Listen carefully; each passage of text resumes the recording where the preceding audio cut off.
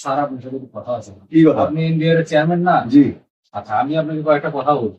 যদি সত্য হয় সত্য বলবেন, মিথ্যা বলে কিন্তু আল্লাহর কাছে আপনার দায়।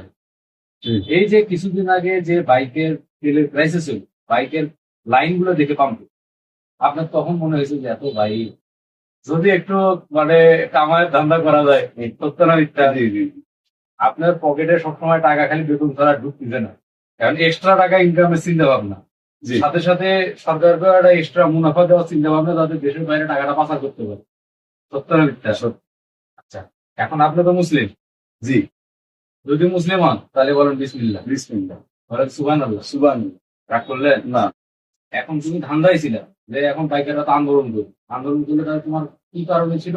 প্রথমে ট্যাক্সটা বাড়ায় দাও, তারপরে এখন এখন আন্দোলন দেখে তুমি হাফ করে দিবে। কথা সত্য না মিথ্যা? জি সত্য। মিথ্যা হলে কিন্তু তুমি ঠেকাই দেবো। রাগ করলা? না এখন তুমি আবার পায়দারে করতেছো যে যেটা কর নির্ধারণ করছো তার 50% কমাই দিবে। এখন তোমাদের আমি একটা কথা বলি বাবা, বলো বাবা। সেটা হচ্ছে যে আমরা বাইকাররা চাইরা না পয়সা কর দিতে রাজি না বাইকের উপরে।